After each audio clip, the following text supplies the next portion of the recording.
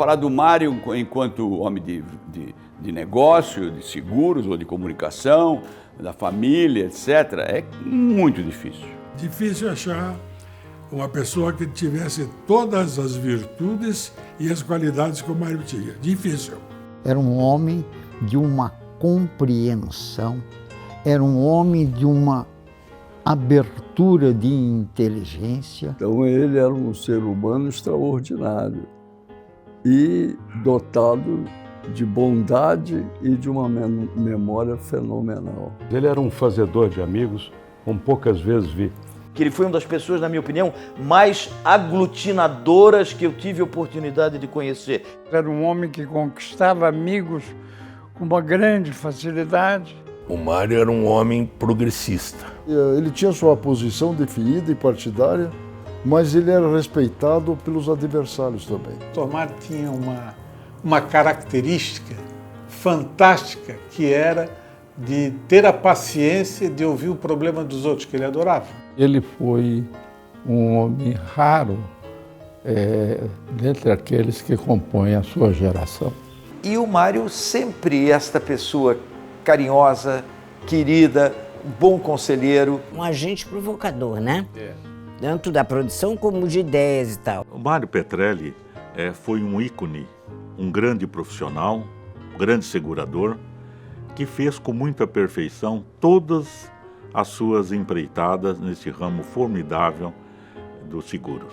A impressão digital do Mário Petrelli vai perdurar para além do tempo dele. Eu ainda hoje falo com o Mário e me pergunto o que o Mário acharia disso. Posso contar muita coisa minha, posso contar o que eu vivi, como eu encaro a vida e como eu surgi e como eu, na realidade, fiz a minha formação e o meu pensamento e o que eu acho que é interessante para mim, para a sociedade, para o país, é essa minha maneira de pensar e de viver. Opa! Do Grupo RIC, o e-mail? Prezada Márcia Dutra, você está recebendo um HD com uma série de entrevistas gravadas há cerca de 4 anos. Olha isso, Carol. Preciosidade que deve ter aqui. Nessas entrevistas, meu pai, Mário Petrelli, conta a sua trajetória profissional e pessoal para o jornalista Denier Couto. Tenho certeza que o resultado foi surpreendente. Encaminho a você esse e-mail com o objetivo de criar um documento em vídeo diferenciado sobre a trajetória do empresário que, de certa forma, se confunde com a história de Santa Catarina e do Paraná. Seria muito interessante sua vinda a Curitiba sobre o material que enviamos a você. Agradeço sua atenção, Leonardo Petrelli. A nossa história começou no rádio, né? As 2 rádios que nós compramos aqui. E tem aqui uma linha do tempo, né? Então aqui a gente fez essa galeria, nós demos o nome da galeria Mário Petrelli. Quem é Mário Petrelli? Na vida do Leonardo, o homem da comunicação. Bom, meu pai é um homem plural, né? Eu acho que com certeza essa resposta, ou essa pergunta, né, para cada um dos filhos tem uma resposta, né? Eu acho que meu pai representou para cada um dos filhos algo especial. Para mim, o Mário Petrelli, ele deixa algumas noções de valores muito fortes. Eu poderia começar pelo olhar que ele tem para o outro. Um homem destemido, um homem que vivia sonhos, um homem que estava à frente do seu tempo. Com meu pai, eu desde pequena, o pai sempre reunia a família e os amigos, sempre festa. E na minha casa, eu levei esse legado. Ele sempre teve uma visão republicana, uma visão de espírito público, uma visão de construção de meio de setor, e não da empresa para si próprio. Então eu consigo enxergar a minha vida hoje muito no que eu tinha deles como família, né? E eu vou precisar entrar mais nesse mundo. Vou levar você lá. O mais interessante do movimento que o pai tinha era de que nos últimos 4, 5 anos ele tinha a oportunidade de usufruir o contato com as pessoas. Tinha a Thelma e ele olhava o mundo, ele via o aniversário das pessoas, ele via os movimentos que elas aconteciam de serem homenageadas ou não. A agenda dele era uma agenda digitada, uma folha, né, que tinha frente e verso. A frente eram os dias ali, onde mais para frente vinha até os aniversariantes e aí tudo ali anotadinho, os voos, os compromissos, e eu imprimia todo dia. E o verso eram telefones principais dele, era uma lista enorme no verso, e ele acrescentava e eu diminuía a letra cada vez mais para caber numa folha só, sabe? E carregava para onde fosse, né? É um homem inquieto, é um homem generoso, é um homem inspirador, né? Pressionava muito, né? Exigia muito, que hoje é grande parte da minha fórmula de continuar crescendo. Eu acho que o pai tem que ser, na realidade, um orientador, tem que ser um exemplo, O que é que o pai não pode dar de exemplo ao filho?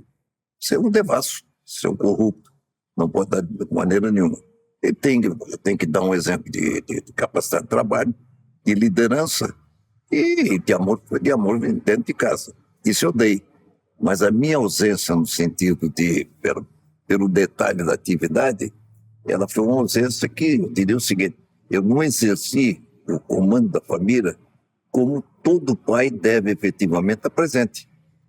Eu exerci uma liderança forte, que tive a grande vantagem de que a Dissé, quando coordenava aquilo, eu acho que ela até explicava muito bem por que eu estava viajando. Isso foi o excepcional para mim. Na realidade, a maior admiração que eles têm que ter, e teriam que ter, e tem, é pela mãe.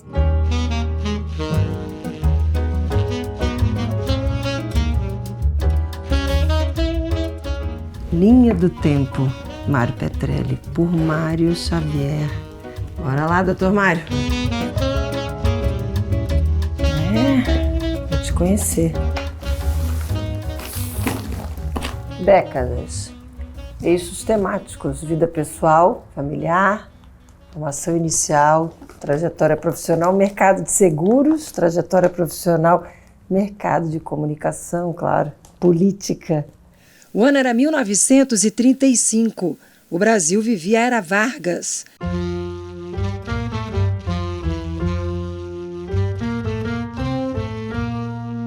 De uma das figuras mais controvertidas da história política do Brasil, que é o Getúlio. Ele foi autoritário, fez a Polaca em 37.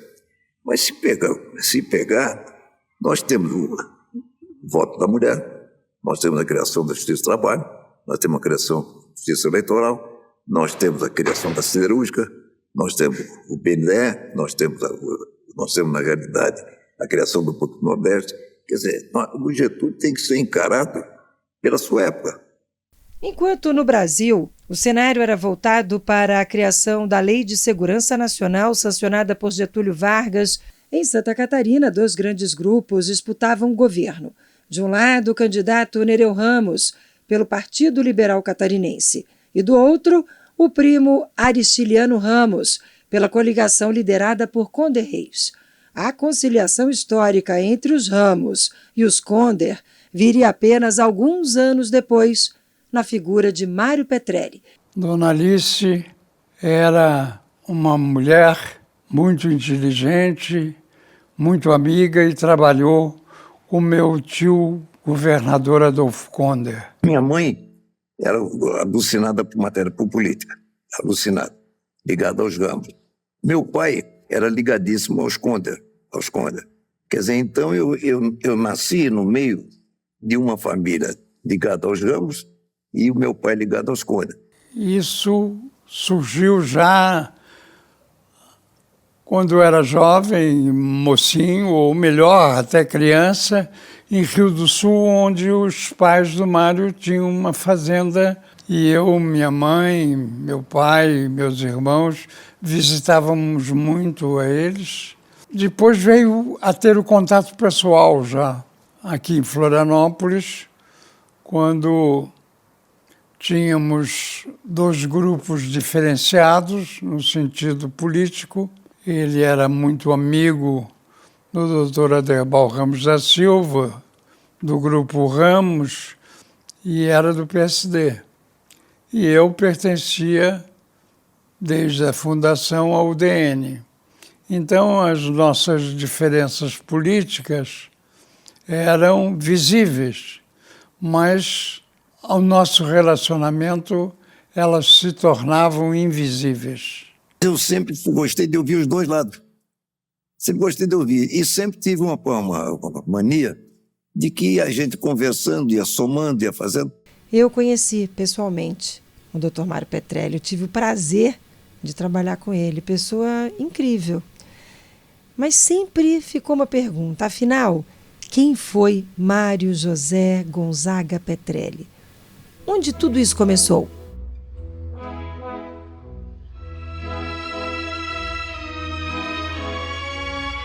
La famiglia Petrelli nasce nel sud d'Italia, in un piccolo paese chiamato Noepoli, nella provincia di Potenza. Potenza è la città più grande di questa regione nel sud Italia, che è chiamata Basilicata o Lucania.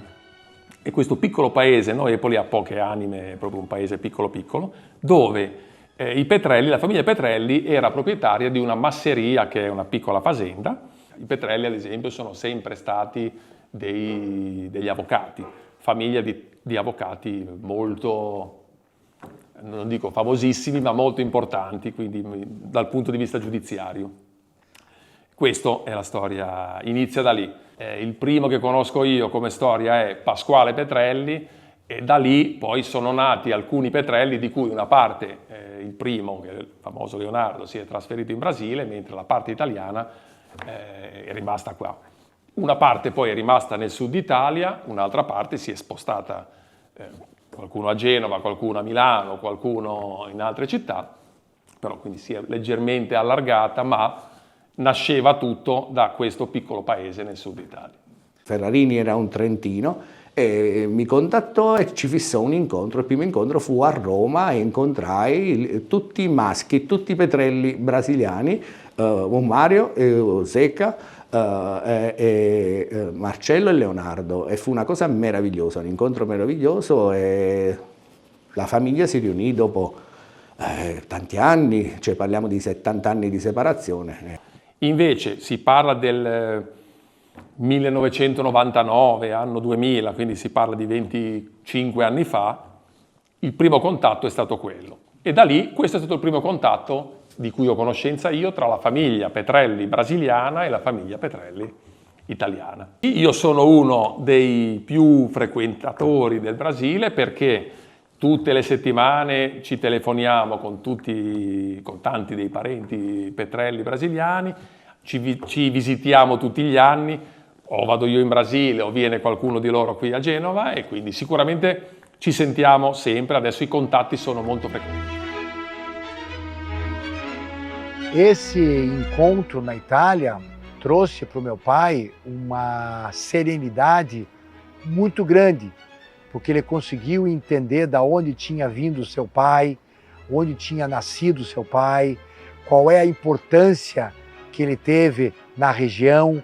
Ele entendeu qual foi o esforço que o Leonardo, seu pai, havia feito para sair lá daquela cidadezinha com 900 habitantes, atravessar toda a parte agreste da Itália, ir até Nápoles, pegar um navio e vir até o Brasil para fazer a sua vida. Qui è un regalo che ci ha lasciato Mario, veramente, perché come vedrete poi quando andremo a vedere l'albero genealogico, la famiglia Petrelli in Brasile è grande. Il Mario proprio aveva questa capacità di tenere unito tutto, e così venne a riunire anche la famiglia italiana, e da allora lui stesso volle che si costituisse il gruppo La Petrellada su WhatsApp, e quindi da quello noi ogni giorno mettiamo i nostri messaggi. Chiaramente noi italiani interveniamo di meno perché abbiamo meno da dire, perché le novità sono tutte in Brasile, nascono bambini fortunatamente ancora. Noi invece, la nostra famiglia qui si è molto invecchiata e abbiamo pochi giovani.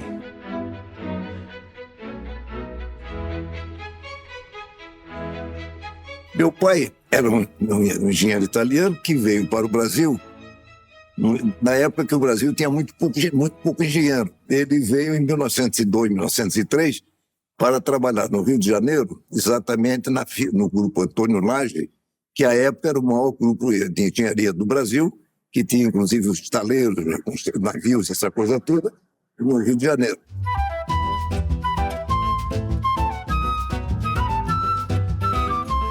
Em 1923, o Alexandre Portela e o Breves tinham ganho uma concorrência da Estrada de Ferro Santa Catarina, a complementação dela.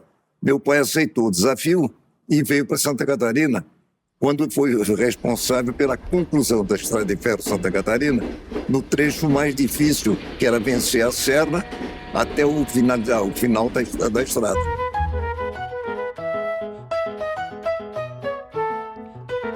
Então, ele foi um homem que, antes do meu nascimento, ele tinha um poder econômico efetivamente grande. Ele era independente. Com a Revolução, ele passou a ser um engenheiro contratado. Então, eu tive uma vida normal de classe média. Em 1933, ele casou com minha mãe. Quando nasci, meu pai tinha 53 anos.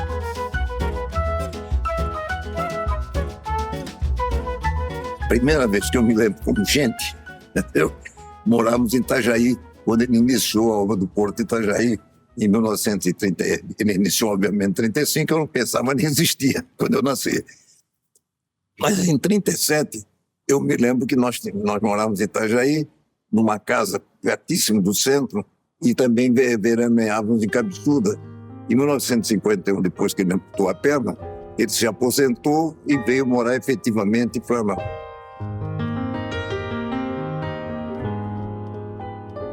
Meu pai era um homem da seguinte maneira, que as pessoas ainda que vivem como Volney Colasso Oliveira ficavam encantadas porque era um homem que sabia a Divina Comédia de cor. Então o pessoal fazia várias reuniões, na época dele, para ele declamar Dante. Então meu pai tinha paixão por Gonçalves Dias, paixão por poesia, por literatura, e a vida dele era, na realidade, o trabalho, a parte de engenharia, depois leitura e acompanhar, naquele tempo, o que se passava na hora do Brasil. Eu me lembro no tempo da guerra, ele sentado, naquele tempo que você ficava vendo aqueles rádios enormes, Philips, aquela coisa toda, rádios holandeses, e ele ficava, e na hora do Brasil era silêncio absoluto, e principalmente no tempo da guerra. E ele tinha um padre muito amigo dele, o padre Marangoni, que era um padre italiano também em Laguna, e ficavam os dois trocando ideia e vendo. E meu pai era completamente contra o Mussolini.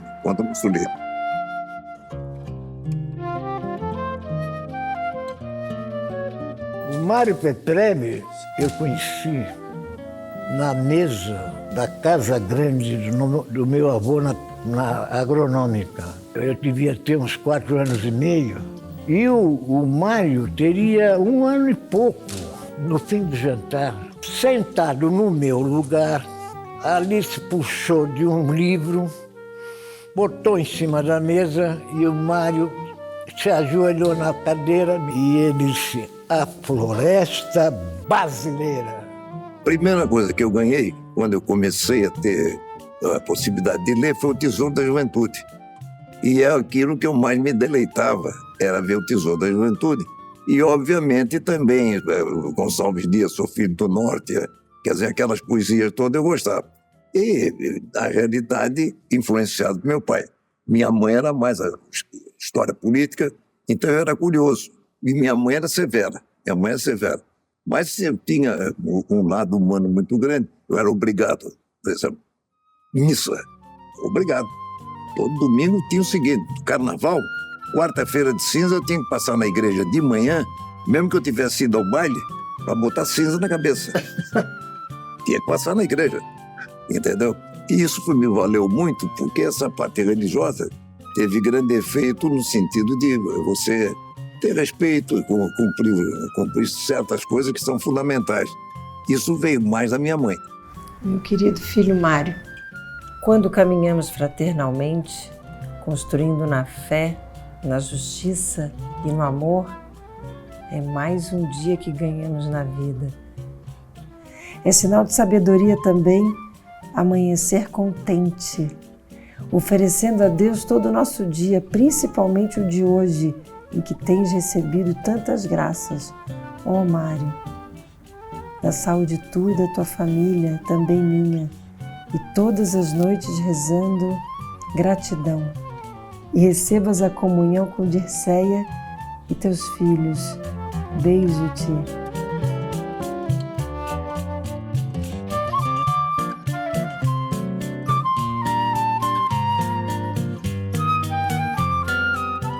primeira professora minha, no jardim de infância, foi do Colégio Estela Maris, na fase que meu pai estava em Laguna, antes de ir para Itajaí, quando ele estava em Laguna, que era um jardim de infância, num colégio que ainda existe, no Magalhães, do lado esquerdo da Avenida Magalhães. Aí vim interno para o Colégio Catarinense.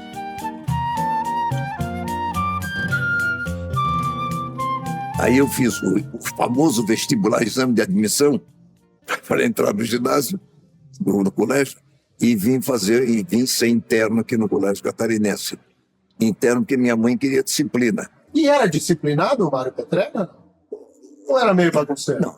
Não era bagunceiro, era contestador. Tanto que este é o motivo da minha saída do Colégio Catarinense. A festa mais grandiosa que havia no colégio era o aniversário do diretor.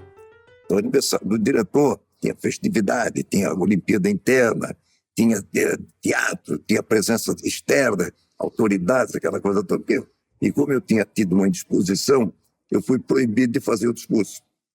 E realmente eu dei o meu discurso para um outro colega que fez o discurso. Mas ele deu o seu. E disse que era meu.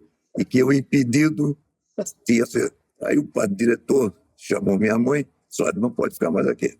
E naquele tempo a expulsão do colégio não permitia matrícula noutra.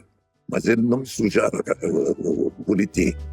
Eu fui convidado a sair, vamos dizer assim, saí pela porta da frente. Aí minha mãe chegou, meu pai até não foi que no inverno, minha mãe chegou e disse: agora, se você pensa que vai para fora, você vem estudar no ginásio lagunense.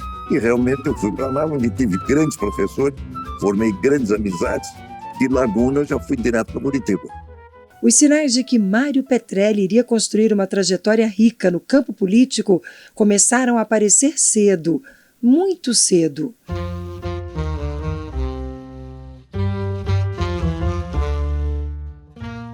Eu gostava muito de ler sobre política.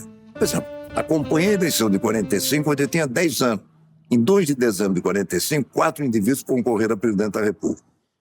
O Dutra, apoiado pelo Getúlio, o brigadeiro Eduardo Gomes, o engenheiro Iedo Fiuza pelo Partido Comunista Brasileiro, que era um dos grandes amigos do Getúlio, e Mário Rolim Teles, que ninguém se lembra, que fez 13 mil votos, que era o Partido Rural Brasileiro. Ele tinha uma memória, assim, prodigiosa, né? Ele sabia tudo, ele sabia o nome de todo mundo, o dia do nascimento, fatos históricos com detalhes, né? Ele conhecia a história do Brasil todo, né? Qualquer estado que você fosse, ele sabia tudo daquele estado, né? Mas não é todo mundo que tem essa característica, são raros. Que eu vi que se lembra de tudo, sabe de tudo, é Mário. Ele sabia as coisas da política de Pernambuco mais do que eu. Como é que eu memorizo? O pessoal está conversando comigo, estou escrevendo. Aí quando a pessoa está saindo, eu estou rasgando, o pessoal deve ser maluco, né? Gravei.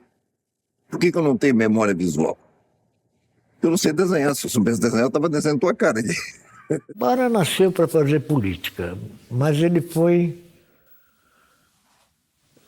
fazendo as suas escolhas durante a vida, e ele foi fazer política em qualquer atividade que ele se meteu. Parecia incrível, mas na primeira eleição brasileira de 1945, 2 de dezembro, eu estava pregando cartaz naquele tempo, pregando fotografia do Dutra. Isso lá em Laguna. Lá em Laguna. Porque minha mãe era uma PCDista total e meu pai não era PCDista por causa da amizade que tinha com o lado dos Conde. Então ele dizia assim: esse guri está se metendo demais. Entendeu?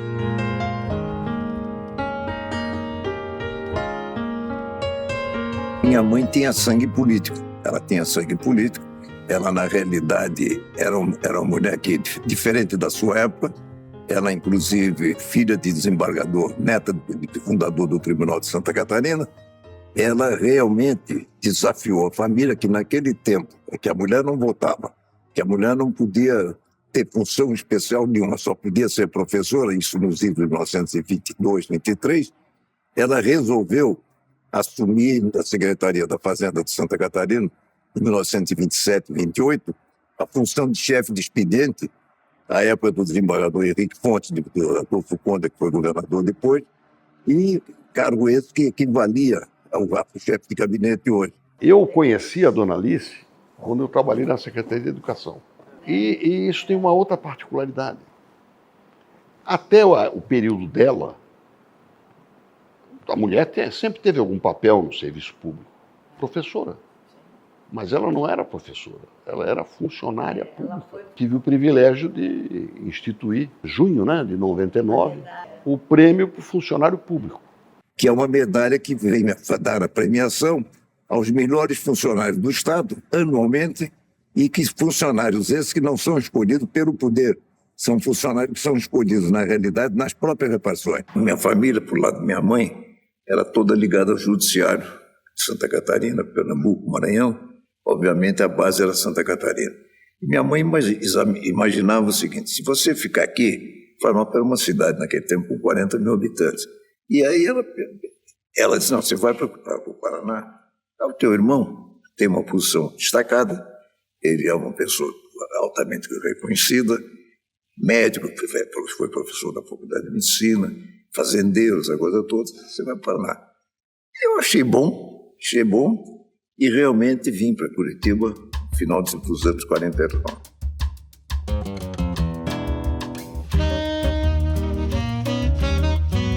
Década de 1950, período de transformações sociais, econômicas, urbanas e comportamentais, inclusive para Mário Petrelli, um jovem de 15 anos que chegava em Curitiba no auge dos anos dourados. Quando vim morar em Curitiba, e eu aí fui morar com meu irmão, na Visconde Guarapava 5143, que hoje é uma casa estilo colonial, que se acha tombada. Eu morei ali de 52 até 29 de junho de 57. O Armando Petrelli era o irmão mais velho dele, que tinha acho que uns 15, 20 anos de diferença. Era filho do primeiro casamento do Leonardo. Padrão social muito superior ao dele.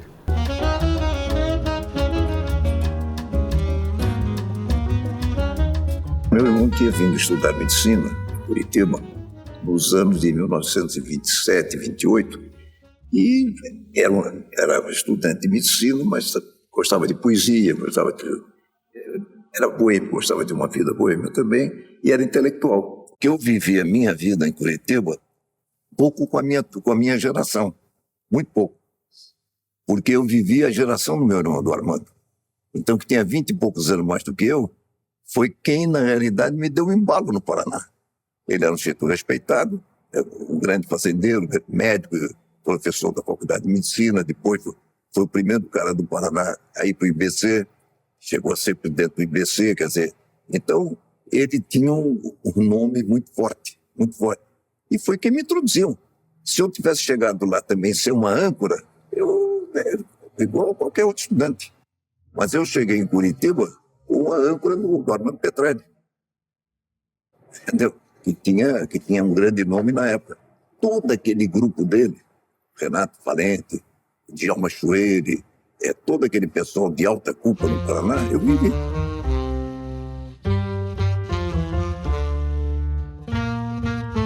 Eu fui para o Paraná com 15 anos. E lá no Paraná, quando chegou com 15 anos, foi estudar onde? No Colégio Estadual. No Colégio Estadual do Paraná. O primeiro presidente do Centro Estudantil criado lá. Era 1951 isso. Final de 51, ele entrou em 50, né? Lá, um ano depois, ele era presidente do diretor do colégio. Primeiro presidente do Centro Estudantil criado lá. Só foi o primeiro presidente do centro... Chama CECEP. Centro Estudantil do Colégio Estadual do Paraná, e depois fiz uns 2 ou 3 sucessores. Aí, no mês de julho, de férias, que era quando se realizava, partimos todos para São Paulo, porque também havia em São Paulo um congresso regional da UBS, a União Brasileira de Estudantes Secundários. Promoveu em São Paulo um congresso regional em defesa da Petrobras, a campanha do petróleo. Quando chegamos em São Paulo, era aquela campanha, né, que era toda a emoção, né, do estudantil e quebra-pau também, né, que a Getúlio, no governo democrata dele, não tinha nada de democrata, quer dizer, também não era democrata. Participamos do congresso e sabe quem foi uma das estrelas? Mário Petrelli.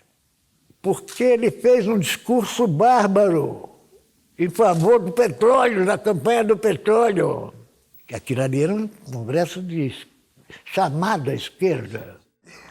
Você vê o que era o jovem fora da curva já naquela época, com sentimento nacionalista, né, com visão, né, entendendo que a questão do petróleo era estratégica. E quem é que estava ali já naquela época? O Dr. Mário Petrelli, fazendo a defesa, né, num sentimento nacionalista. Um temperamento assim de gostar de gente, de gostar de conversar, de gostar de dar palpite, entendeu? Inclusive comecei a minha vida, nas primeiras atividades, no foca de jornal.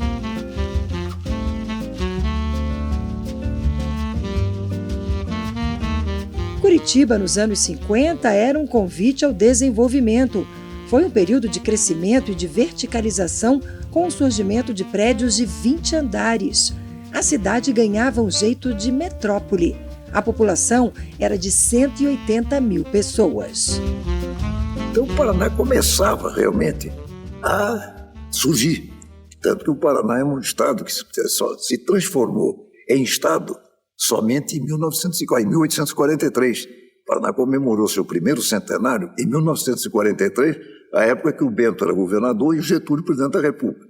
Então, eu encontrei o Paraná já num movimento de busca de crescimento. Mas foi o jornalismo impresso que primeiro atraiu o jovem Mário Petrelli. Isso quando eu devia ter 17, 18 anos, quando se instalou a bancada de imprensa na Assembleia Legislativa do Paraná em 1951, 52, e na Câmara Municipal de Curitiba, eu fui na Assembleia Legislativa, eu fui o primeiro no sítio 52, depois é que vieram os seguintes. E na Câmara Municipal de Curitiba, que iniciava seus trabalhos ali por 6 horas, eu também fui. Então eu me considero um foca. Então eu fazia crônica da Assembleia, crônica política da Assembleia. Obviamente eu era muito ligado ao PSD, porque o Hélio era PCdista, foi um dos grandes líderes do PSD, foi deputado várias vezes, e o Armando, meu irmão, era da comissão executiva do PSD. E como ele não podia vir sempre, o suplente dele era eu. Então eu ia lá bisbilhotar aquela coisa toda e acompanhava, entendeu? E fazia no jornal à tarde a coluna da Câmara Municipal. Obviamente, muitas vezes no dia o pessoal dizia, não é tanto assim, não pode, eu queria fazer uma determinada manchete pesada. Uma vez o líder do PTB, o deputado Jorge Lima, fez uma crítica ao governo do Bento, e eu coloquei manchete, líder do PTB rompe com o governo. Quer dizer, aí me chamaram, também não dá, também não dá. Ok, doutor Mário, a área da comunicação, claro, já pulsava no senhor e rondava a família. Mas, seguindo aqui a nossa linha do tempo, o senhor começou o curso de Direito em Curitiba na década de 1950.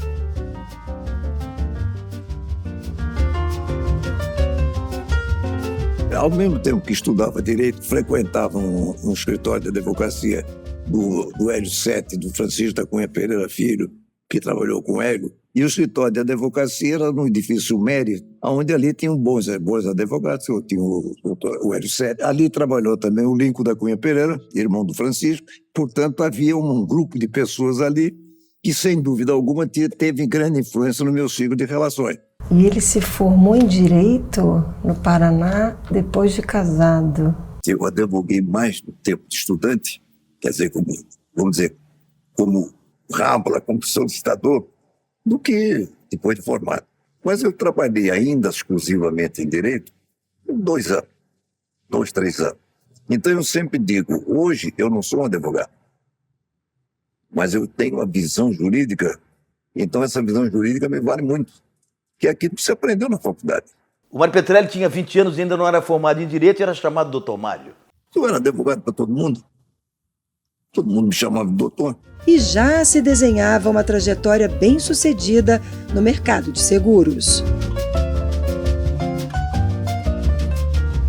Conheci o doutor Roberto e ele ficou, assim, vamos dizer, ligeiramente encantado, que eu, jovem, com acadêmico de Direito, curioso, comecei a conversar sobre seguro e mostrando as amizades e os conhecimentos que eu tinha, e fez um convite audacioso. Ô, Mário, por que você, que tem esse conhecimento todo, essa coisa toda, tem um relacionamento tão grande em Santa Catarina, tão grande aqui no Paraná, que eu estou vendo, não pensa em colaborar com a área de seguro? Aí, convidado pelo Roberto, eu resolvi entrar um pouco, ler a matéria e, com os meus relacionamentos, eu resolvi fazer um teste. E no seguro ele se transformou, eu não tenho a menor dúvida disso, no maior empresário de seguros do país durante muitas décadas. Eu me empolgo pelo setor e passo profissionalmente a atuar. A partir de 61, eu passo a atuar como vice-diretor executivo do Grupo Boa Vista de Seguro, a área vida e acidente pessoal no sul do Brasil. Paraná, Santa Catarina e Rio Grande. Eu conheci por uma razão qualquer, também não lembro, com o irmão mais velho do Mário. O Armando Petrelli. O Armando tinha um aporte seguro comigo, morava em São Paulo, etc. E o Mário, que já tinha a Planev, né? A Planev era uma empresa de vendas que vendia o Top Club, que foi pioneira, etc. E eu tinha Augustus, que era uma corretora de seguros. Por essas coisas de afinidade, a gente foi tendo um entrosamento cada vez maior.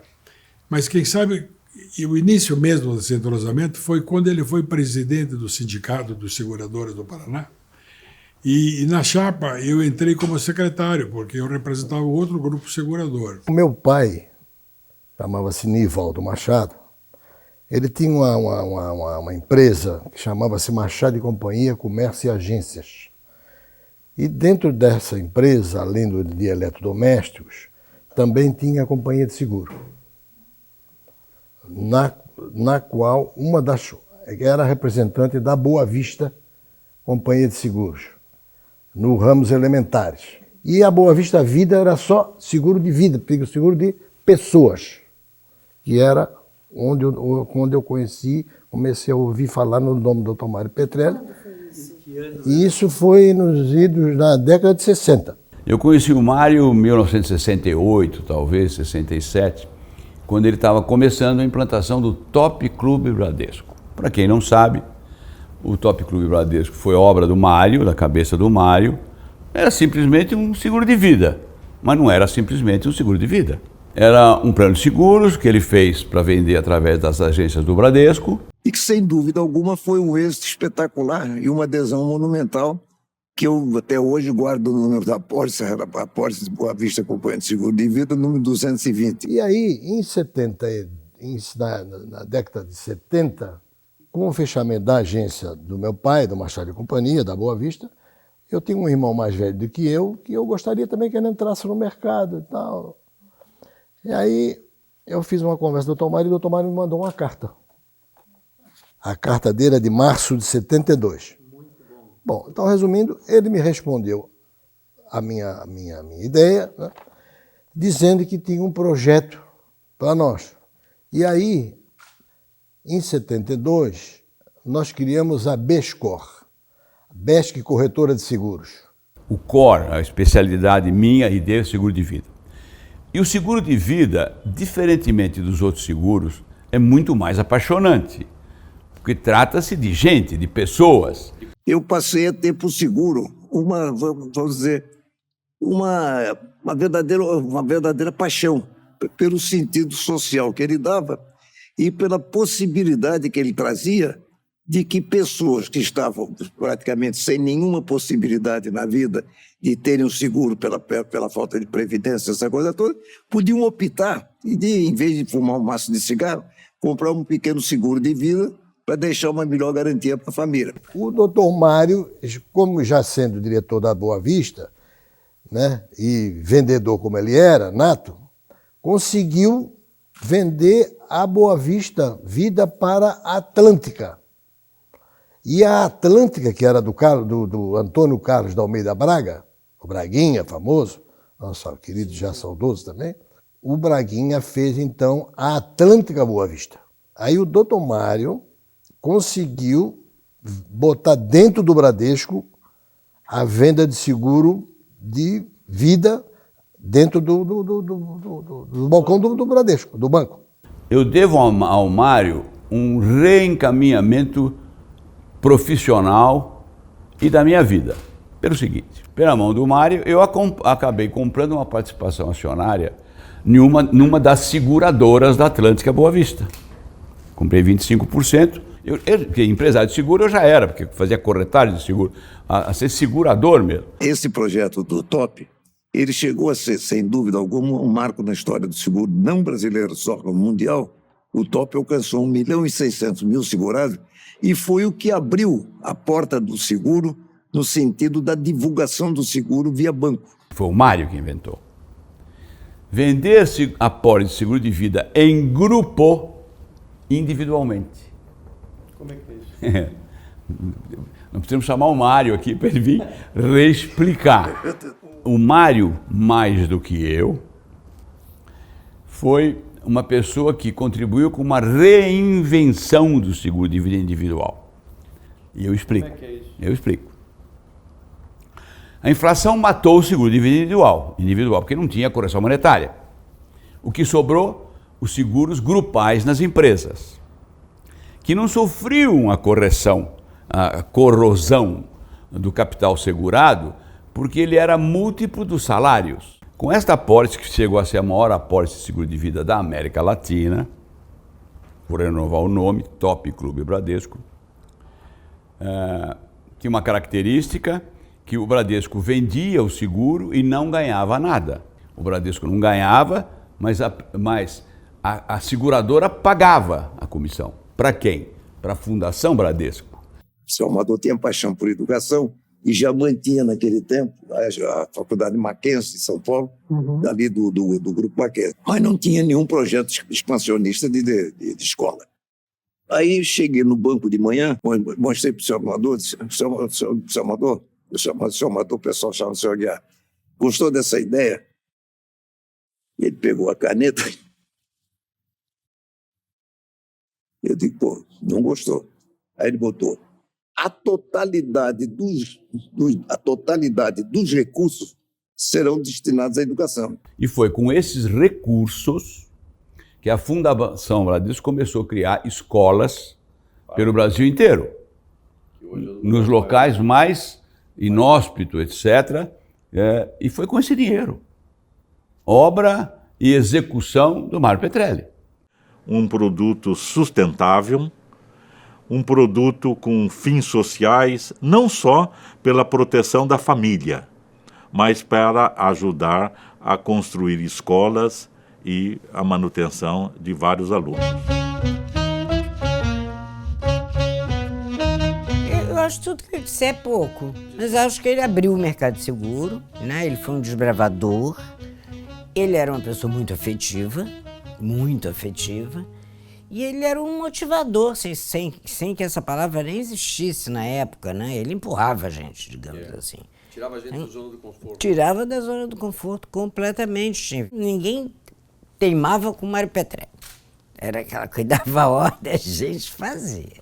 Eu acho que ninguém deve ter divulgado tanto seguro no Brasil quanto o Petrelli. Então, ser conhecido, tá certo? Divulgação de seguro em massa. Em massa, total. E produtos simples.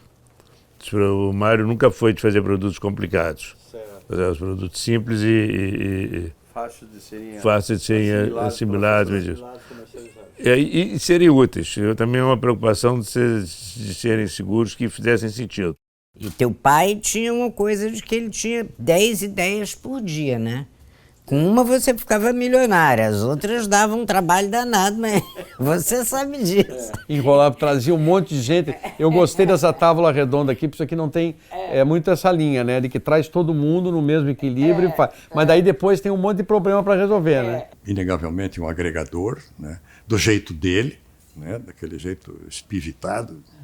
Você tinha reuniões que tinha 6, 8 pessoas, das quais não tinha nada a ver com o meu negócio, que era marketing e comunicação. Eu não sei se isso era uma técnica do Mário ou se isso era algo absolutamente nato da personalidade dele, né? Porque, entenda, como tinha 5, 6, 8 pessoas de negócios diferentes, aquilo era uma reunião de negócio que servia para todo mundo. tanto o Braga como o Mário, eram impressionantes. eles ajudaram muito o esporte brasileiro. Eles fizeram o vôlei por intermédio da Bradesco Seguro, que era associada à Atlântica Boa Vista. Eles fizeram o tenista, o Guga. O Guga foi patrocinado por eles. O Senna foi patrocinado por eles.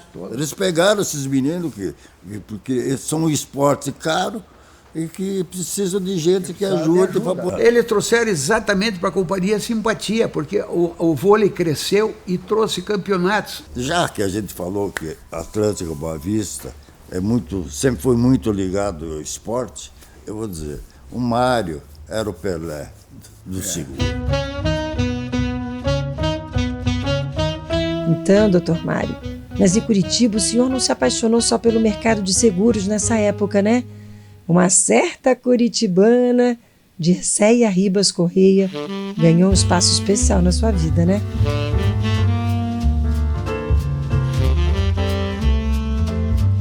Ela estudava no Divina Providência e morava na Vicente Machado. E eu conheci assim, casualmente, porque eu tinha um primo que era oficial do Exército, e o irmão dela, oficial do Exército, que foi o comandante do Exército, o seu, que frequentavam muito o Círculo Militar. Ali no Círculo Militar, e naquele tempo tinha o chá de engenharia, aquela coisa toda, no Duque de Caxias, na Muricy. E ali, como o Dirceu era irmão da Dirceu, e o Luiz era meu primo, eu ia muito, e aí conhecia a Dirceu ali.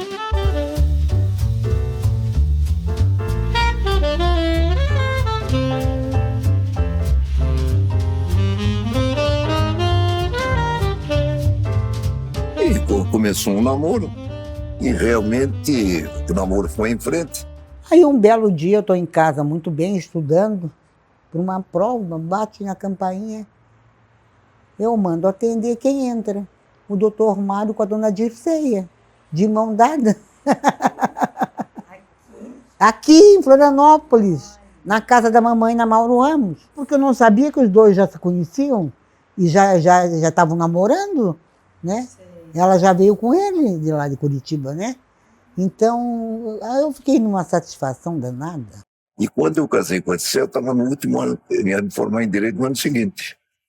Casei em 57, casei às 11 horas, porque eu queria ir para o Rio.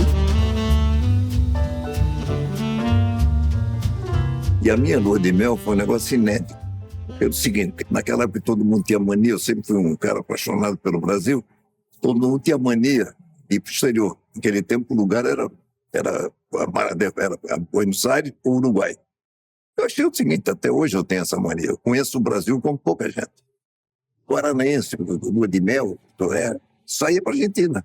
Um grande amigo meu, Benjamin Melo Filho, que era dono do Grupo Pro Brasil, que foi o meu casamento, disse, olha, amanhã, na primeira noite depois de chegar do casamento, no Rio, você vai ser recebido lá em casa com o Lamartine e um grupo de amigos meus. E aí é o começo da minha lua de mel. Lamartine e Babo, e depois, na realidade, o nosso querido Veronese, dono dos acordeões Veronese, que acompanhou a lua de mel. Em todo lugar que eu ia, ele junto, e eu acordava com o Fiorello Veronese. Quer dizer, isso foi da Bahia, foi Pernambuco, entendeu? Todo dia o Veronese, Fiorello.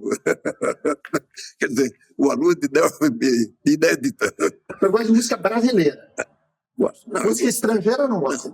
Mas o que mais me sentimentaliza é a nossa música. Quando estou fazendo fisioterapia, a minha fisioterapeuta, a Michele, ela traz o telefone. Qual é o que o senhor quer hoje?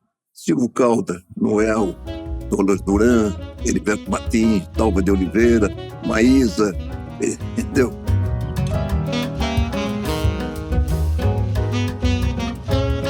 A Dirceia era assim uma pessoa especial. Um tipo miúdo, sempre com cabelinho curto, mas sempre de bom humor, sempre de bem com a vida. Não era fácil a vida dela, porque o Mário viajava e deixava essas crianças com ela, e ela tinha que levar tudo ali muito direitinho. A meninada, os meninos não eram fáceis. Primeiro, eu saía segunda-feira para o Rio, e o Rio, é como dizia o Braga, Ele tem sempre uma passagem no bolso e viaja o mundo inteiro, porque eu vivia viajando. Olha, eu duvido que tenha algum piloto de avião que tenha viajado mais do que o Mário Petrelli na sua geração. Ele tinha várias passagens no mesmo dia e ele escolhia o voo, ele tinha a pasta era cheia de passagens. Ia para Curitiba, voltava, ia para São Paulo, vinha para o Rio. Era fantástico. Pelo fato da minha vida para cá, para lá, essa coisa toda, quem foi o grande educador e o grande mérito de comandar a família foi minha mulher. Eu digo para você que a Dirceia foi um sustentáculo na vida do Mário, com certeza. Porque era aquela vozinha mansa dela, ela ficava brava. A Dirceia ficava brava. Mário... Mas ao mesmo tempo, o Mário tinha a segurança de ter a Dirceia ao lado por causa dos filhos, né?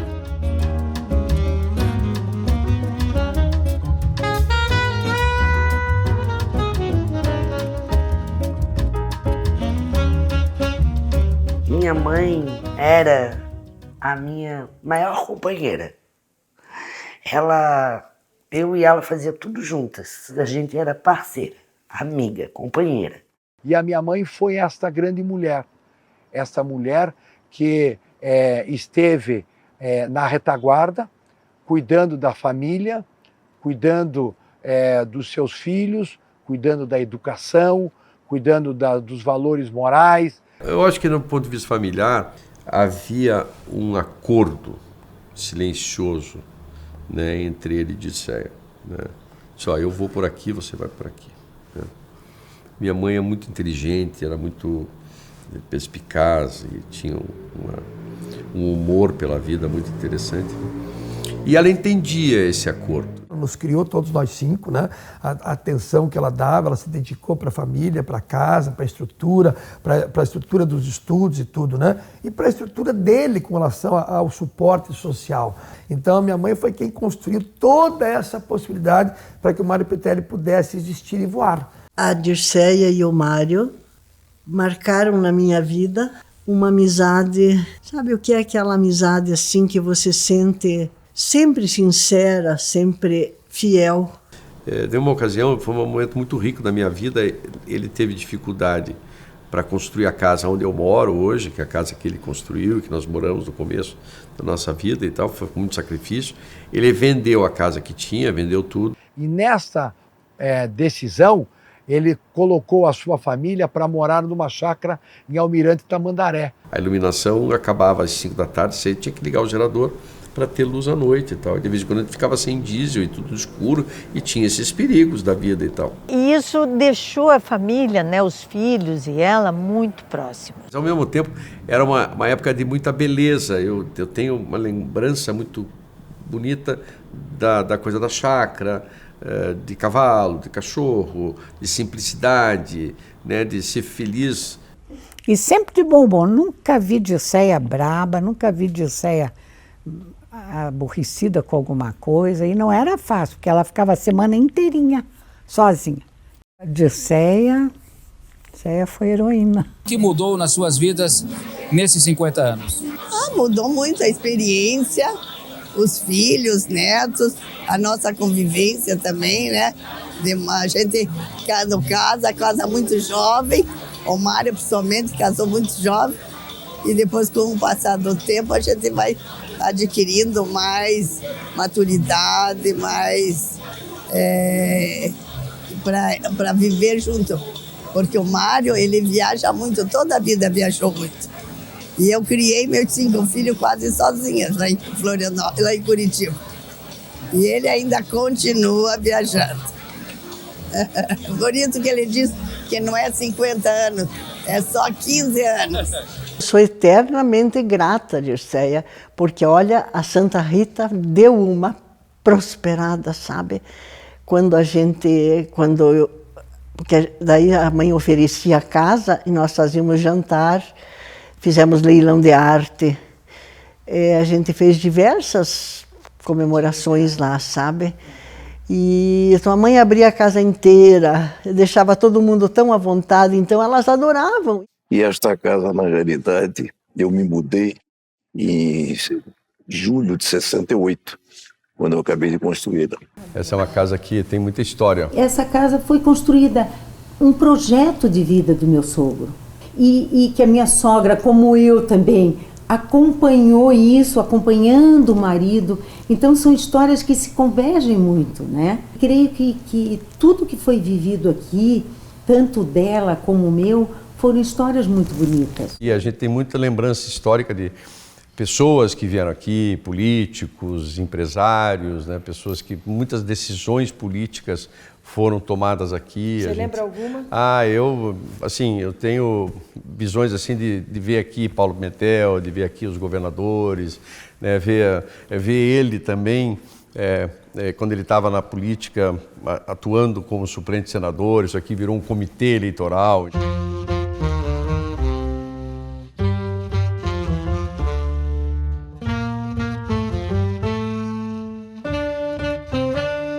As reuniões políticas, várias delas, foram em casa. Quando tanta questão de discutir prefeitura de Curitiba, com o Ney, depois discutir com o Saul, coisa política, com o Beto, tive por várias reuniões. Então, tive sempre uma participação grande. Com o próprio Requião, o João Elise e eu participamos de conversa. Uma vez teve até aquele jornalista do Bessa, assim, uma grande verdade. Aqui nessa casa se escolheu muita gente da história política do Paraná. Ele não foi político no sentido partidário, né? Ele não era um político partidário. Acho que ele não tinha filiação a partido político. Mas ele exercia a verdadeira política com P maiúscula, que era a política de tentar um Brasil melhor, mais justo, mais fraterno. Ele tinha muita preocupação social. Ele era vamos dizer assim, um mediador. Ele existia uma função de mediação. Ele tinha influência, né? Ele tinha prestígio pessoal, prestígio moral, né? E na política ele tinha vocação.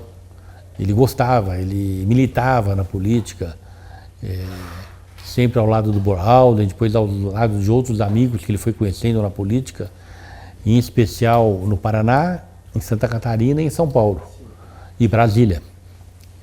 Dessa maneira ele tinha uma presença forte nesses 3 estados.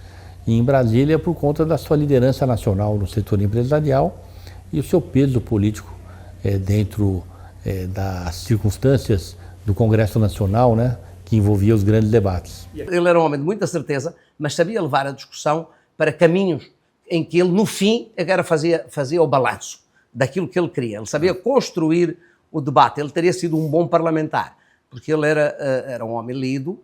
Era um homem que tinha uma memória, a sensação que eu tenho de sempre, tinha uma memória de betão. E ele juntava, além disso, uma capacidade de antevisão. Ele sabia, quando nós estávamos a falar, ele dizia, não, vai acontecer isto, este presidente vai fazer isso bem, mas vai ter aqui esse problema. Ele tinha uma capacidade de antevisão. Foi isso que lhe deu o sucesso nos negócios. Ele conseguia olhar para além do tempo dele. Dizem, né, os estudiosos, dizem com razão, na minha leitura pelo menos, de que a política tanto aproxima quanto afasta. Né? Isso é uma realidade incontestável. Com o Dr. Mário isso não acontecia. O Dr. Mário continuava sendo a mesma pessoa, não é? Se o amigo dele hoje era adversário de alguém, entendeu? Ele continuava. Tanto é que ele tinha, inclusive, uma penetração muito grande, pelo menos era muito querido, era muito benquisto, e conversava muito, inclusive com o pessoal da esquerda, quando o PT ainda era o projeto de governo. E quando o PT assumiu o governo, ele era interlocutor também de grandes lideranças do PT de Santa Catarina. Ele tinha essa capacidade de separar as coisas e de dar conselhos, apoio nos pontos de vista e nos projetos das mais diversas pessoas, sem pensar em coloração partidária, nada dessa natureza. Então, isso também foi uma coisa que me marcou muito, essa forma sem preconceito dele em relação às pessoas. O Mário Petrelli, na política, era um homem que conseguia sentar no bar pirata da Praia Brava ao mesmo tempo, com o Espiridião Amin, com o Jorge Bornaus e com o Ideli Salvati. Esse é o Mário Petrelli. Você pode ser adversário político, não tem problema. Nós podíamos ter várias divergências políticas, de conceitos políticos, de perspectivas políticas. Mas tinha uma coisa que era comum.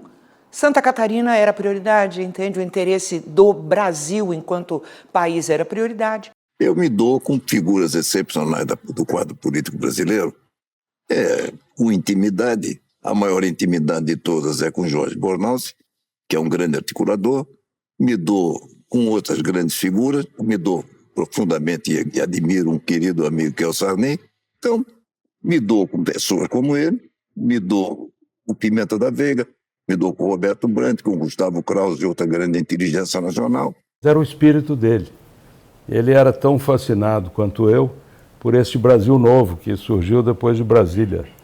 E era assim o Mário, uma figura absolutamente singular. Foi, em tudo que fez, teve êxito. Nos negócios, nas articulações políticas que fez, na conquista de amigos. Ele era um fazedor de amigos, como poucas vezes vi. E quando eu fui convidado pelo Tancredo e o Sarney, até pelo Tancredo, por indicação do Jorge Bornauzi para diretor do Banco do Brasil, o decreto industrial e comercial, eu, mais uma vez, com espírito de aventura e por gostar muito do procedimento político, eu deixei a vice-presidência executiva do Bradesco e fui para o Banco do Brasil. Ele estava numa articulação muito importante no Senado, mas, com toda a razão, era como Tancredo, não confiava nos telefones. Então, em algum momento mais elevado da negociação, ele ia pessoalmente a São Paulo. Negociava e voltava. Foi 3 vezes no mesmo dia entre Brasília e São Paulo. 3 viagens.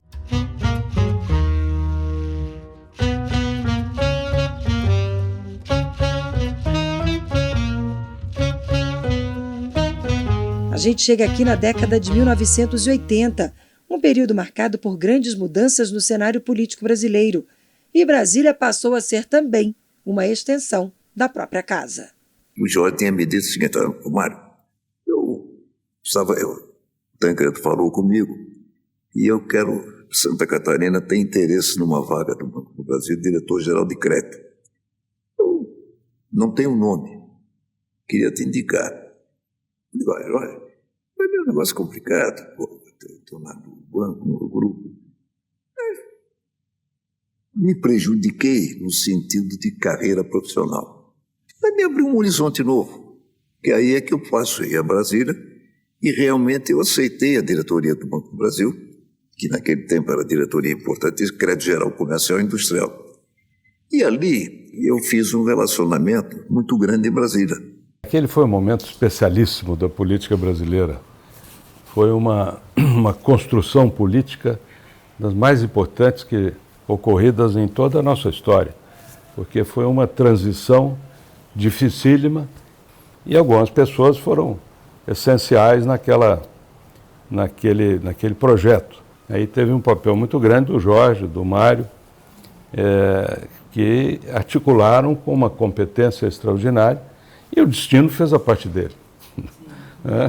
Porque o Sarney, que era o presidente do PDS, que tinha ficado no PDS, acabou sendo, por obra do destino, o grande ator da parte final da transição, né, sair do regime militar para a democracia. Eu nunca vi um político mais efetivamente político do que o Mário Petréli. Ele exercia a política naquilo que a política é a arte do bem comum. Através da política, as pessoas, como eu, pensem nos outros e não em si. Para ser política, a primeira coisa que tem é as pessoas não pensar em si, pensar nos outros.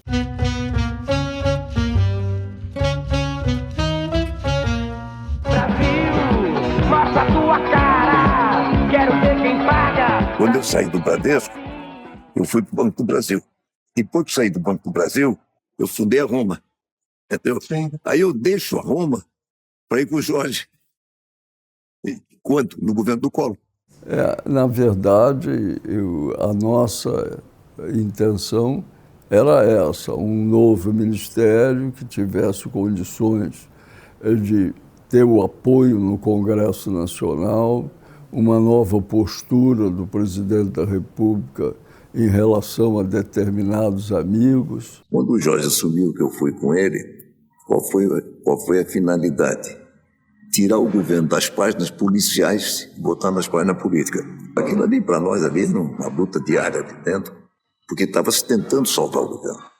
Isso tudo foi devidamente conversado e foi iniciado, interrompido depois pela acusação contra o presidente do seu irmão, que era uma coisa que ninguém podia conter.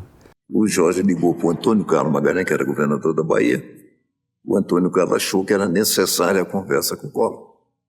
Então, o que é que ficou combinado? Que o Jorge iria ao Collor pela manhã de sexta-feira e mostraria ao Collor a insustentabilidade da situação. O momento era um momento muito difícil. E eu tenho uma sugestão para o senhor, que é a seguinte: na realidade, o senhor mostra o seu desapego a poder, essa coisa toda, faz essa proposta. Quer dizer, nessa proposta, talvez não passe, mas o senhor fica à altura de mostrar a sua vontade e as 3 reformas são votadas. Que é a criação da Advocacia Geral da União, que é a questão da reforma fiscal e reforma administrativa. O Mário tinha uma percepção muito grande e nos ajudava muito. Eu que na época participava diretamente, me socorria dele com muita frequência. E o Collor, às 7 horas, vai à televisão dar uma entrevista coletiva dizendo que tinha sido traído e que não iria nunca renunciar. Aí, no dia seguinte, eu fui, na segunda-feira, conversar com o Collor, junto com o Paulo Otávio. Ele não ficava fora de assunto nenhum que fosse importante e que fosse o assunto do dia. Cheguei, presidente, ele com aquele charuto, queria lhe dar uma sugestão de ordem política. O Congresso é comandado por 10, 15 deputados. Então o senhor faça uma reunião com 4, 5 deputados. Diga a eles o seguinte: que o senhor quer um prazo de 30 dias para mostrar que o senhor vai agir com o parlamento e que, se não cumprir, segundo o processo, ele de cacife. Dr. Petrelli, isso é perfeito. Vou seguir a sua orientação e vou fazer reuniões com um pequeno grupo. Pode. Quando resolveu fazer essa reunião, lá na casa do Ézio Ferreira, eu disse: então não vou. Na casa do Ézio Ferreira é festival, 70, 80 deputados. Aí foi a noite da desgraça do Collor. Ele chegou lá, fez aquele discurso maluco, esculhambou com o Ulisses, esculhambou com o Sardê, esculhambou com todo mundo, e começou a queda. O trabalho foi frustrante. O comentário fica mais difícil porque nós estávamos exatamente avançando. Já tínhamos conquistado a maioria no Congresso, estávamos avançando, e aí o mundo veio abaixo. Nós fomos tentar salvar uma batalha, uma guerra, e não deu certo. Quer dizer, a irresponsabilidade do Collor não permitiu que se tivesse aquilo que era tirar o Brasil, como dizia o Jorge Bornal, das páginas policiais e botar nas páginas políticas. A partir daí, a nossa função era muito mais permitir que houvesse uma transição tranquila para que não houvesse nenhum perigo de retorno na questão de ordem democrática.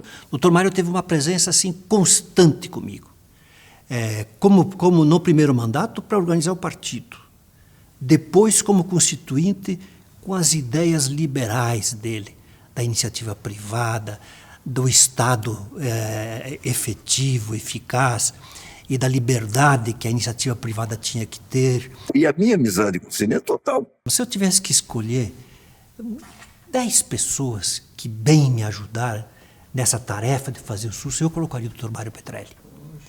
Porque ele era um interlocutor meu com as grandes redes de televisão, era um interlocutor com o setor privado, me ensinou muito, então eu sou grato. E o Mário acompanhou a minha luta por uma reforma tributária, onde eu andei pelos 26 estados da federação e mais o Distrito Federal, Brasil inteiro, todo o Brasil. Eu fui ao Brasil inteiro pregando, defendendo, ouvindo os mais diferentes setores, e já na época eu tinha o aconselhamento do Mário, porque uma das características do Mário sempre foi de ser um ótimo conselheiro. Um conciliador, mas muito mais do que isso, um empreendedor.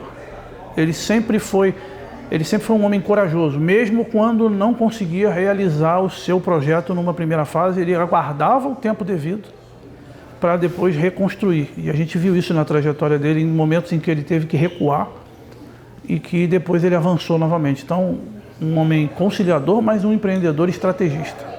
O doutor Mário, ele transitava do PT a todos os partidos, tá? PMDB, enfim, todos. Ele falava com todo mundo. Essa fluidez dele era muito interessante e era uma coisa admirada por todo mundo, porque todo mundo, quando precisava colocar alguém para conversar, para falar de partidos diferentes, enfim, de oposição, de governo, essa coisa toda, eles batiam no Mário Petréli, porque o Mário Petréli era um interlocutor. Ele tinha uma habilidade que ele não perdia o fio da meada, como se costuma dizer. Ele estava falando, por exemplo, com o governador aqui, ele pegava para falar, era outro assunto diferente, ele não misturava nada, não. O Mário era um homem de união, não era um homem de divisão.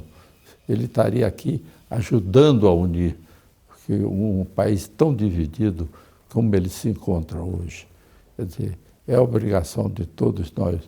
E ele dava o exemplo disso. Quando eu vejo o Brasil, é uma decepção. É a prova que não conhecem história. É a prova que são analfabetos em história política. Não conhecem Jânio, não conhecem Collor. Quer dizer, não existe improvisação em política. O Brasil teve um candidato que apresentou o programa e mudou o Brasil. 50 anos em 5. Energia, estrada e educação. Juscelino Kubitschek.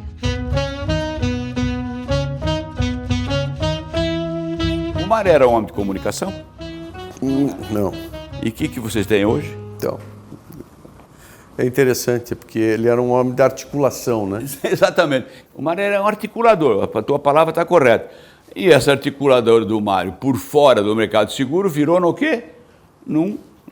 Vocês são o quê? O segundo maior grupo de comunicação do sul do país, tocado muito bem pelos filhos, por você, pelo Marcelo, por todos vocês. Mas quem botou de pé isso? Um homem que não era de comunicação.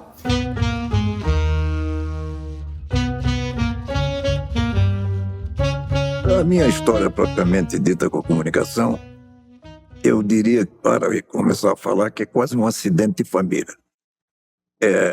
Um tio meu, irmão de meu pai, Giuseppe Petréli, escritor, ele foi editor-chefe do Corriere di Napoli, nos idos de 1902, 1903. E, na realidade, eu diria que ele foi o precursor da área de comunicação na família. Em decorrência de eu gostar muito da área política, de acompanhar a vida pública, essa coisa toda, um amigo meu, nos idos de 1973, 74, me disse: Petréli, por que você não pensa na área de comunicação? E me deu uma intuição, e realmente eu, naquele tempo, entrei na disputa de uma rádio, a FM, na cidade de Joinville, que foi uma rádio que depois deixou de ser minha, mas passou a ser líder em audiência, que foi a Rádio Floresta Negra. Então lá, 45 anos atrás, o pai se envolveu em comunicação, porque foi provocado, né, por alguns amigos, e que lá ele poderia também exercer este meio, né, de propagar essa visão e oportunizar os estados, que era a época o Paraná e também Santa Catarina, tinha rádio lá no Paraná e também aqui em Santa Catarina, no sentido de usar a comunicação para este propósito e fim mais relevante que trouxesse resultado. Em seguida está outro episódio interessante, que um grupo de amigos meus, que nós éramos sócios numa área de empreendimento turístico, fazia parte o seu Gujomin, fazia parte o Lincoln Taquino, aí resolvemos disputar uma rádio em Curitiba.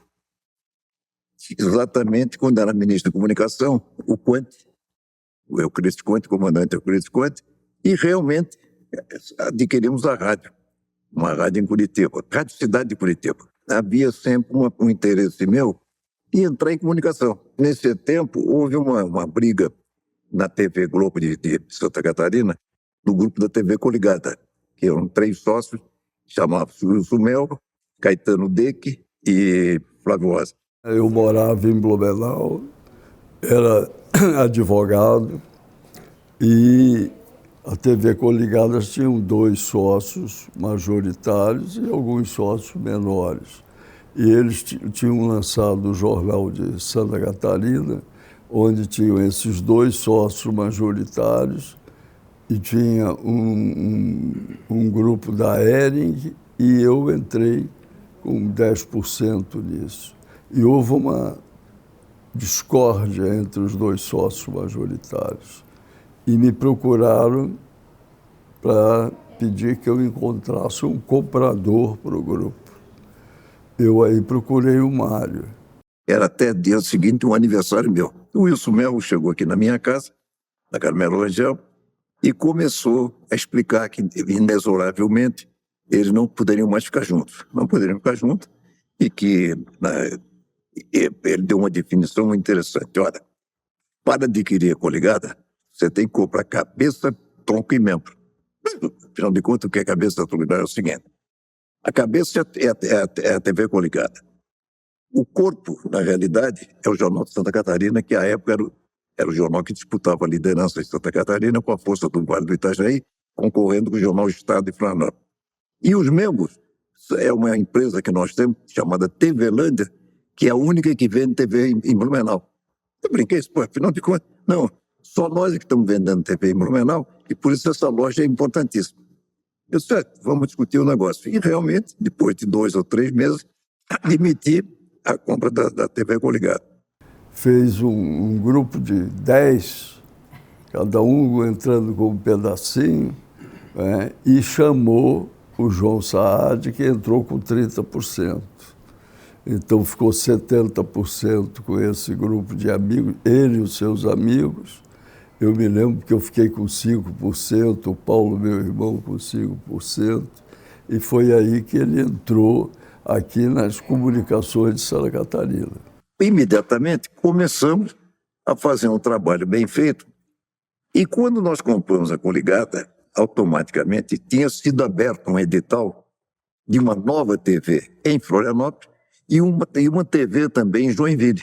Santa Catarina tinha, à época, 2 TVs e tinha uma TV no sul do estado que pertencia, que a Rede Bandeirante era detentora da distribuição, pertencia ao grupo Domício Freitas. Foi quando ele montou a estrutura que começou por TV Coligadas, daí depois o Jornal de Santa Catarina, e aí ele enfrentou a RBS na disputa com Florianópolis e acabou perdendo, ele comenta isso, por algumas traições que ele teve lá, e permitiu que a RBS avançasse de forma muito profissional. Então esse foi o primeiro momento, né, que a gente enxergou o pai na comunicação, ele tinha essa expectativa, essa visão. Não deu certo. Quando a RBS ganha a TV de Florianópolis, ela fatalmente, fragiliza a relação que ele tinha com a Globo em Coligadas, na Coligadas em Blumenau. E aí eu me lembro disso de forma assim muito clara, ele triste, meio frustrado, e ele disse, eu vou perder a Globo para a RBS nesse movimento. E aí ele perde isso e vai para a Tupi, logo em seguida, que era a única rede que tinha capacidade de gerar alguma programação nacional. Logo em seguida, a Tupi quebra. Sai do esquema. Quer dizer, Mário Petrelli saiu da área de comunicação, mas a vontade permanecia. E há 35 anos atrás, ele voltou à comunicação, lá ao Paraná, que começou, e aqui em Santa Catarina. Ele consegue, através de uma oportunidade que tem em Curitiba, 2 rádios aqui em Curitiba, que eram muito fortes, chamada Rádio Independência e FM 104, e uma pequena emissora no norte do estado chamada TV Vanguarda, que era em Cornélio Procópio. ZYD 399, Rádio Televisão Vanguarda. E o Leonardo daí aceitou um desafio meu e veio dirigir exatamente a televisão que eu comprei do Ouro Visto, que era a TV Vanguarda em Cornélio Procópio. Começou engatinhando. Então a gente de lá de Cornélio Procópio fomos para Londrina, Maringá, aí compramos Curitiba e Cascavel. E nesse processo a gente forma o Paraná. Paralelamente, de forma muito inteligente, porque como tinha surgido 2 redes no Brasil, ele de forma muito inteligente compra uma outra emissora em Santa Catarina, que ele tem essa oportunidade também, comprou em Chapecó, e monta através dele lá, através de uma associação com o Comério de novo, o SBT. Depois entrou o Roberto Amaral, com a questão estratégica, porque ele detinha já a concessão do SBT. E daí nós já estávamos interessados também no SBT, porque a manchete estava começando a cair. O Roberto Amaral, ele era o representante do SBT, ele foi pioneiro do SBT em Santa Catarina. E aí o que eu tive que fazer? Na inauguração da TV Cultura e da TV de Chapecó, TV Estado de Chapecó, eu tive que fazer um convênio com o Roberto Amaral, que a programação do SBT seria uma parte da TV de Chapecó e outra parte da TV Planalto dele em Lages. E aí então veio um outro projeto, que era o projeto de construir um grupo de comunicação, né? O pai, ele deu esse start, ele trouxe essa oportunidade, que foi ele que realizou. E aí então ele trouxe o negócio, né, os meios, e entregou para o Leonardo no Paraná e entregou para mim em Santa Catarina. No momento de dificuldade do SBT, eles enxergam que poderiam mudar do SBT para a Record, em função até do nosso trabalho, que nós já tínhamos aqui de mais de 10 anos com o Record, e aí a gente faz uma união, né, de estrutura, temporariamente, onde se forma a RIC, o Grupo RIC, que é Record, Paraná e Santa Catarina. Esse foi o grande movimento que ele fez, a grande oportunização que ele deu para nós e para o Estado como um todo, porque a gente construiu um projeto que realmente hoje é uma ferramenta importantíssima, né, para esse processo. Né? Não dá para separar a história da comunicação de Santa Catarina da história do Dr. Mário Petrelli. Impossível, porque se você olha a história de Santa Catarina, o pai participou praticamente os 40 anos inteira, né, com relação à participação na TV Barriga Verde, a participação na TV Cultura, na TV Coligados, a fundação da TV Cultura em Chapecó. E naquela época, o senhor nem imaginava que teria tantos jornalistas debaixo do seu guarda-chuva. Nem lhe passava pela cabeça que pudesse ser empresário da comunicação, por exemplo. Mas primeiro, eu nunca tive jornalista embaixo, porque eu nunca disse nada a um jornalista que fosse vamos dizer, uma determinação e, quando muito, uma solicitação. Na minha vida, eu sempre respeitei o jornalista pela sua liberdade, pela sua maneira de pensar e de agir. E, às vezes, quando eu queria dizer alguma coisa, eu dizia no sentido de informá-lo para ele produzir a matéria. Que hoje se colhe o fruto de tudo que ele plantou. A gente colhe hoje, e a gente, como Record, acaba também se beneficiando disso por causa da nossa parceria e da nossa sociedade. A gente vê que, e mais importante, talvez as pessoas não percebam, a gente vê que os filhos, os dois filhos que comandam as duas empresas de comunicação, souberam levar adiante esse legado. E a Record tem uma característica que fez a diferença, não só aqui, mas no Brasil inteiro. Ela dá espaço local. A rede de televisão hoje que mais abre espaço local é a Record. São pelo menos 7 horas de programação regional em todas as nossas emissoras. E isso, fora 11 horas de jornalismo ao vivo, juntando o nacional e o regional, 11 horas de jornalismo ao vivo. Não tem melhor maneira de prestar serviço para a comunidade. O grande defensor dos jornalistas, ele sempre repetia que o papel da imprensa, a finalidade, enfim, é criticar sem destruir e elogiar sem bajular. Esta frase, para mim, resume, sintetiza a visão que a imprensa responsável e séria deve ter sobre o seu trabalho. Nós trilhamos coisas juntos, né?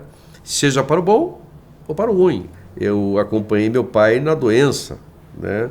Casou com a Mônica, uma pessoa que deu um conforto muito grande para ele no fim de vida, foi uma companheira tremenda para a vida dele.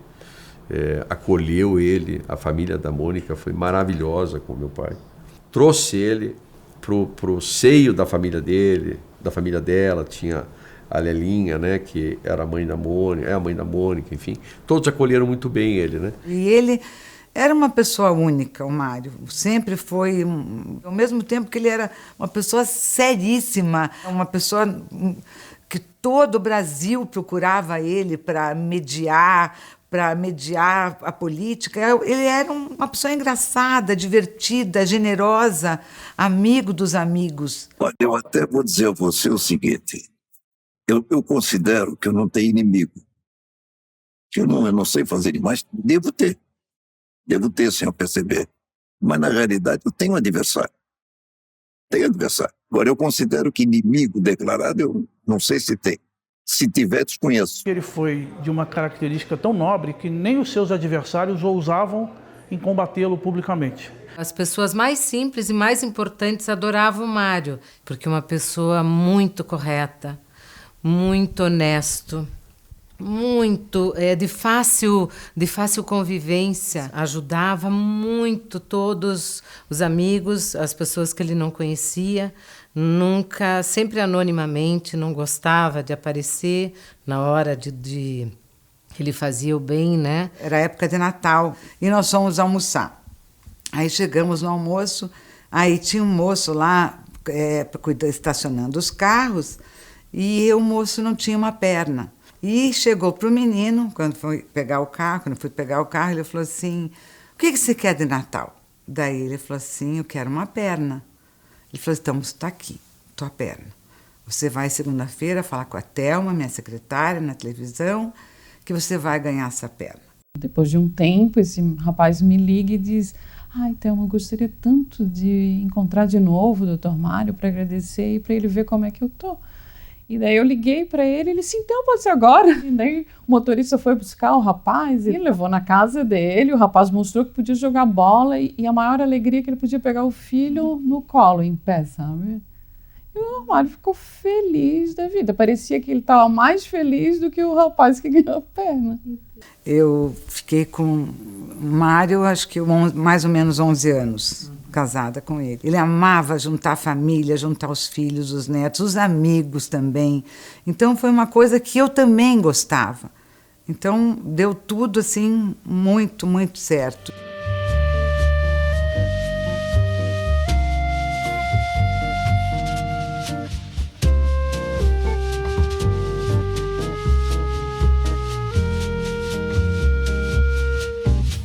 É uma história bonita porque é uma história, nós temos histórias de vitórias, entre a relação que eu tenho com meu pai, e temos histórias de derrotas que a gente sempre conviveu de forma muito confidencial. Nessa relação minha com ele, fluía uma coisa de amizade mesmo, de coisa assim, foi o que foi, né? E foi bom, e tem sido bom, né? Ele me confidenciou também, ele fez um projeto de vida, ele disse assim, eu tenho mais 2, 3 anos de vida, ele disse. Quando ele fez a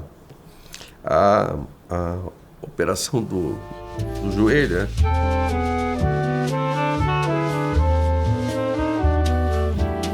Ele realmente era um homem muito preocupado com a saúde, tinha muito medo de morrer, tinha uma vontade de viver enorme. Tinha um medo, né? Medo da morte. E a gente sempre brincava, Marião, mas, poxa, não acredita em vida eterna? Lógico que acredita, mas então qual é o medo? Tem muita coisa para fazer ainda, tá? Porque ele sabia, né, que ele estava meio que fraqueando, assim, a saúde dele estava muito fraca, né? E ele sentia muita dor de joelho e de quadril, né? E ele disse, olha, eu vou abusar, eu vou fazer essa operação, eu sei que é uma operação, não de risco, mas é uma operação que tem um pós-operatório chato e tal, mas eu quero ter mais 2 anos de vida saudável, 2, 3 anos. Tinha uma vontade de viver enorme, mas sabia da debilidade dele de saúde, né? E isso foi uma forma que eu acho que nos aproximou muito, né, ao longo da vida, no final de vida, porque como a gente tinha essa cumplicidade e a gente conseguia se entender, né, e era uma relação mais suave. Tinham relações de amor com todos os filhos, com a Mônica e tal, mas cada um tinha também sua história. O pai e a mãe me ensinaram sempre estar unido com a família, a união. Isso eu aprendi que eu levo com a minha família. Todo esse aprendizado com os acertos, com os erros, porque a gente é a soma de tudo isso, a gente é a soma dos sonhos, das realizações, das frustrações e das conquistas. Então, um legado de atitude, uma personalidade forte, mas ele sabia fazer amigos e sabia o momento de cutucar um amigo ou um outro. Ele sabia essa coisa, o momento de você chamar fulano, ciclano, ou não é por aqui que tem que ir, é por aqui, sabe?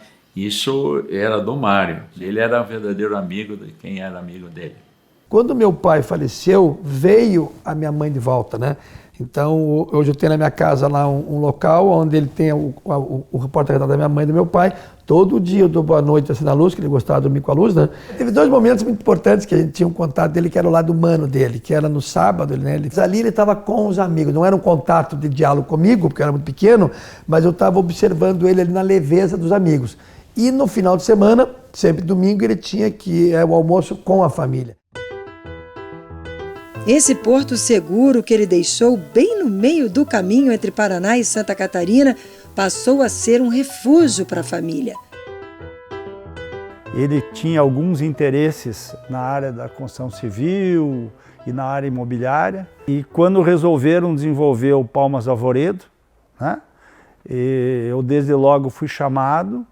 Então, lá pelo ano de 88, né, nós iniciamos com o Palmas Alvoredo, que começou a gente indo conhecer a área, que era uma área completamente, eu diria, inabitada, né? E ele olhou daquele morro que temos ali, onde hoje é o Mirante, essa praia, e pensou nessa questão de ocupar, de investir, de desenvolvimento. Ele teve na vida dele o Augusto Prolich, seu grande amigo curitibano. Augusto era um advogado e meu pai um empresário, morando os dois na mesma cidade. E é muito interessante porque hoje você vê no loteamento a Praça Mário Petrelli na esquina da Avenida Augusto Prolich. E os dois juntos, então, desenvolveram aqui a área do loteamento Palmas do Arvoredo, com as transformações ambientais. Por isso nós temos áreas preservadas, de tanto em tantas quadras, nós temos a frente mar preservada e muito mais que tudo foi feita a estação de tratamento. E eles fizeram, em 96, esse loteamento foi lançado aqui no hotel, outubro de 96, já com uma estação de tratamento para 16 mil pessoas. O município, na época, tinha 7 mil pessoas. Sempre houve esse olhar para que se preservasse, para que se cuidasse, para que se mantivesse, para que houvesse futuro.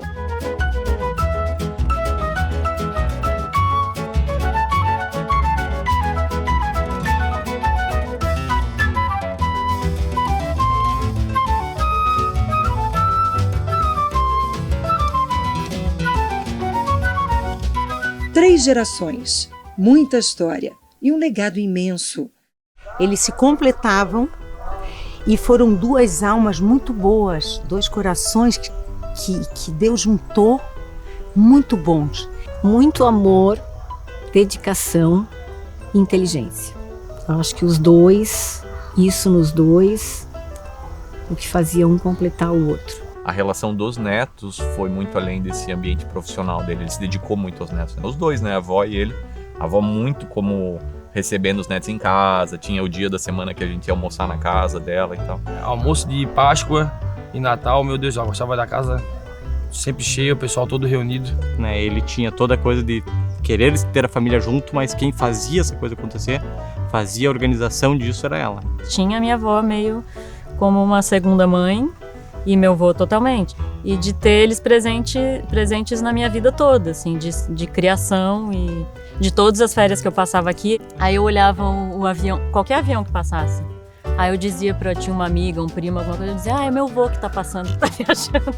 Aí eu dizia, tchau, avô, o avião passando aqui. Tudo acontecia ao mesmo tempo, meu avô daquele jeito de receber, de muitos amigos, de sempre estar no meio da roda, falando, né, com aquela memória incansável que ele tinha, mas minha avó era o suporte. A minha avó era a base de tudo, ela era a base da família. Eles eram uma referência, assim, tanto de casal quanto de... Eles eram um esteio, assim, sabe? Eu lembro também que na inauguração do campo, que se chamava Voz de Sé, ele deu o pontapé inicial do jogo. Eu lembro do vô que ele era muito alegre e divertido. Ele sempre fazia os outros rirem. Ele representa uma pessoa muito importante para a família. Mas a frase que eu juntaria os dois num quadro e pintaria para eles dois como pessoa é Viva a Vida.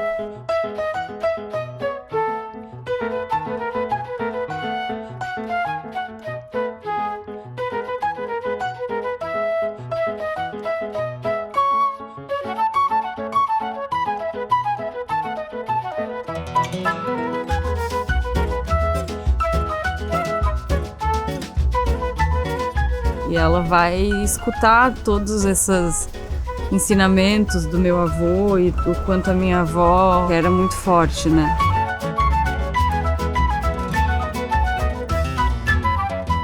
Ninguém na vida faz tudo sozinho.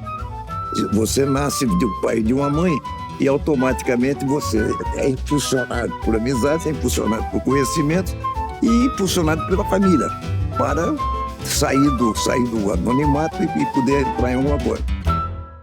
A Turma da Gargalhada surgiu em 2016 por uma iniciativa minha e Paulo Codebornal. Primeiramente nos reunimos de 15 em 15 dias, agora é semanal, em que a gente se atualiza, relembra fatos, pessoas e se diverte muito. Porque tudo é motivo para gostosas gargalhadas. Daí o nome da Turma da Gargalhada. O Mário fazia parte e era um dos pontífices do clube. Toda vez que eu vou para um grupo desses, assim, que tem a mesa, me vem à cabeça aquela música do Sérgio Bittencourt, que ele fez por seu pai, Jacó do Bandolim. Naquela mesa, tá faltando e a saudade dele, naquela mesa ele sentava sempre e me dizia assim. Eu sou uma pessoa que paro 3 horas para ouvir. É por isso que eu sou considerado, por todos os amigos, uma pessoa boa de articulação. Que o segredo de ouvir é 10 vezes mais importante do que o expandir. E nos seus olhos era tanto brilho que mais que seu filho eu fiquei seu fã. Eu não sabia que doía tanto uma mesa no canto, uma sala e um jardim. Se eu soubesse quanto dói a vida, essa dor tão doída não doía assim.